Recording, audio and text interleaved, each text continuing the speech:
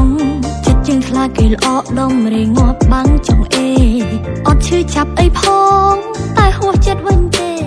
មនុស្សសាវ៉ាគ្នាគេចេញរកគ្នាគេឃើញពុតធំរកទឹកភ្នែកមួយដំណក់យកមកអួតសឹងមិនបានចង់ហែកហួរខ្លាំងណាស់ខ្លាចគេថាអូបាត់បងមនុស្សសាវ៉ាសងលៀបក៏យកគ្រោះក៏យកមិនចេះប្រើលំលោកសូមប្រគល់ឲ្យ